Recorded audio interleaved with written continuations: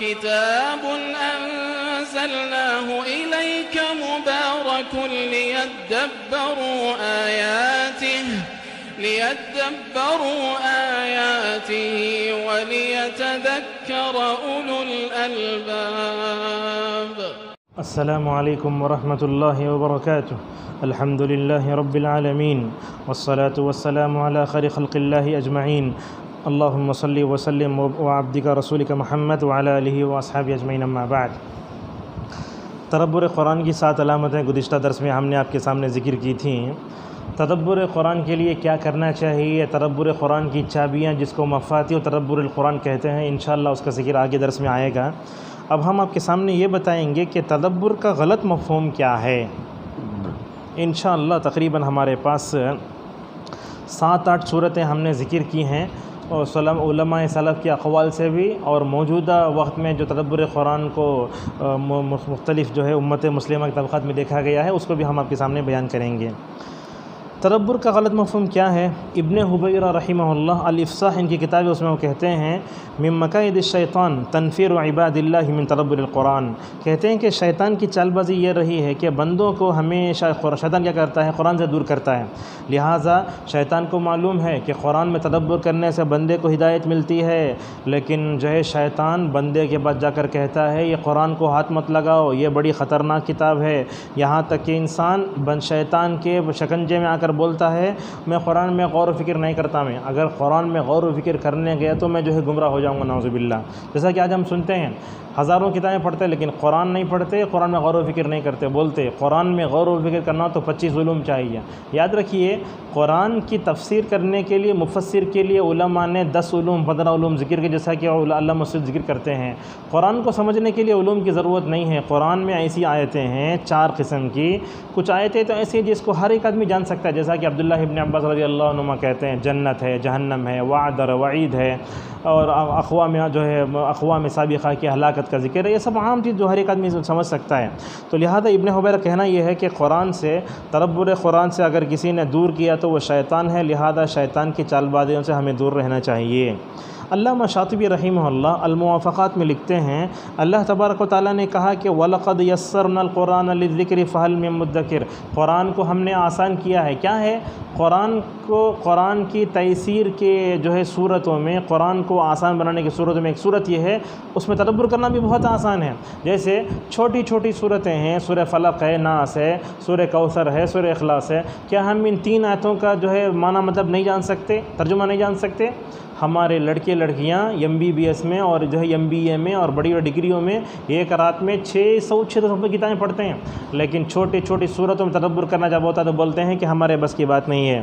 ابن القیم رحمہ اللہ التبیان فی اقسام القرآن میں فرماتے ہیں کہ جو آدمی یہ کہتا ہے کہ قرآن کو میں سمجھ نہیں سکتا، قرآن کو جانتا نہیں، میں قالی میں کیا کروں گا، قرآن کے الفاظ کو پڑھوں گا تو مجھے اللہ 10 نیکیاں دے دے ایسا کافی ہے، تو ایسا کہنے والا بے وقوف ہے. لہذا کوئی آدمی یہ کہتا ہے کہ خالی قرآن کو پڑھ لے تو 10 نیکیاں مل جاتے کافی ہے، ایسا کہنے والا جو ہے کمزور مسلمان ہے. بلکہ مسلمان کی سوچ یہ ہونا چاہیے کہ میں جو قرآن کو پڑھ رہا ہوں یہ میرے لیے جینے کا طریقہ سکھاتا ہے، یہ میرا دستور حیات ہے. جب ان تمام چیزوں کو رکھ کر پڑھے گا تدبر قرآن کے لیے راستے کھلیں گے. علامہ عامر سنانی رحمہ اللہ کہتے ہیں آج قرآن کو لوگوں نے نحو کتاب بنا کے رکھ دیا ہے. ایک مثال دیتے ہوئے کہتے ہیں وما تقدموا لانفسکم من خیر تجدوه عند اللہ. ما شرطیہ ہے، تقدموا فلاں ہے، تجدوه جواب شرط، یہ سب بولتے ہیں لوگ، لیکن یہ نہیں سمجھتے کہ قرآن کو جو ہے غور سے کون پڑھے گا. تو اس کے حروف کو دہرایا، نہ ہم نے سمجھا نہ غور کیا، بلکہ نحو کے پیچھے پڑ گئے، ترکیب کرتے گئے، مگر جو ہے ہم نے اللہ تبارک و تعالیٰ کی مراد کو سمجھنے کی ہم نے کوشش نہیں کی. یہ الگ بات ہے کہ قرآن کو سمجھنے کے لیے نحو کی ضرورت ہے، لیکن اگر کوئی آدمی قرآن میں نحوی استدلال استنباط کے پیچھے پڑ جائے تو قرآن کتاب ہدایت جو ہے اس کے پاس نہیں رہتی ہے. معزز حاضرین، آج امت کے مختلف طبقات میں تدبر قرآن سے متعلق جو غلط جو ہے چیزیں پائے جا رہے ہیں اس کی طرف بھی ہم نشاندہی کرنا ضروری سمجھیں گے. آج ہمارے پاس کچھ لوگ ایسے ہیں، جماعت کے بانی نے یا کسی نے اگر کوئی لکھا تو بس وہی تدبر قرآن کی صورت ہے، ورنہ تو اس دائرے سے نکل کر باہر کسی بھی عالم سے یا کسی بھی مفسر کی کہی ہوئی بات بات سے وہ سننا پسند نہیں کرتے۔ اسی طریقے سے کچھ لوگ اپنے باطل افکار و نظریات کے استدلال کے لیے قرآن کو استعمال کرتے ہیں، جیسا کہ لقد جاءکم من اللہ نور، کہتے ہیں اللہ نور ہے، تو یہ آیت جب آتی ہے تدبر کرتے ہیں اپنی باطل افکار و نظریات کے استدلال کے لیے، ورنہ تو اس کے علاوہ اور کچھ نہیں ذکر کرتے ہیں۔ اور کچھ لوگ جو ہے دنیا کی اختراعات و ایجادات کو قرآن سے جوڑ کر کہتے ہیں کہ ہم نے تدبر سے کام لیا ہے، لہذا وہ تفسیر جس کو جواہر القرآن کہتے ہیں طنطاوی کی، آپ اس میں دیکھیں گے یہ تفسیر تو صرف جو ہے سائنس ہے، ورنہ اور کچھ نہیں ہے اس میں۔ اسی طریقے سے تذکیر القرآن بھی ہے، جس میں کائنات میں ہونے والے دھماکے، قیامت کا الارم، یہ سب چیزیں بیان کر کر کے نعوذ باللہ قرآن کی تفسیر کو سلف کے جو ہے فہم سے ہٹانے کی مکمل طور پر کوشش کی گئی ہے۔ اور معزز حاضرین، تدبر قرآن کے غلط مفہوم میں یہ بھی آتا ہے کہ ہم دیکھتے ہیں کہ یوٹیوب میں ہو کہیں بھی ہو، ایسے لوگ تدبر قرآن پیش کرتے ہیں جس کے چہرے پر نہ داڑھی ہے اور نہ جس کے چہرے پر کا نہ نورق ہے، نہ وہ فرائض کا پابند ہے، نہ وہ معاملات میں اچھا ہے، بلکہ وہ اسلامی تہذیب کے بالکل برخلاف کپڑے ٹخنے کے نیچے لٹکا کر مکمل طور پر جو ہے تدبر قرآن کر رہا ہے، تفسیر کر رہا ہے، اور سارے لوگ بیٹھ کر سن بھی رہے ہیں۔ اور ایسا آدمی جس کی زندگی میں قرآن پر عمل دور دور تک نظر نہیں آتا، ایسے آدمی تدبر قرآن کے نکات اگر پیش کرے تو کیا ہم اس کو سمجھ سکتے ہیں؟ اسی طریقے سے بعض لوگ لغوی دلالت کو سمجھتے ہیں کہ یہ تدبر قرآن ہے۔ بعض لوگ حروف میں اعجاز بولتے ہیں، جیسا کہ بولتے ہیں یوم غلط قرآن میں 365 مرتبہ آیا ہے، یہ لفظ اتنے مرتبہ آئے، یہ سب تدبر قرآن نہیں ہے۔ صالح فوزان حفظہ اللہ سے پوچھا گیا کہ قرآن میں اعجاز عددی ہے؟ بولے اعجاز عددی قرآن میں نہیں ہے۔ اور اسی طریقے سے کچھ لوگ صرف وعد و وعید کی آیتوں کو پڑھتے ہیں، جنت و جہنم کی آیتوں کو چھوڑ دیتے ہیں۔ بہرحال تدبر کا غلط مفہوم کی جتنی شکلیں ہو سکتی ہیں ہم نے آپ کے سامنے بتائیں۔ ضرورت ہے کہ ہم اللہ نے اور اس کے رسول صلی اللہ علیہ وسلم نے، صحابہ نے، سلف صالحین نے تدبر قرآن کا جو معیار بتایا اسی معیار پر ہمیں اترنا چاہیے۔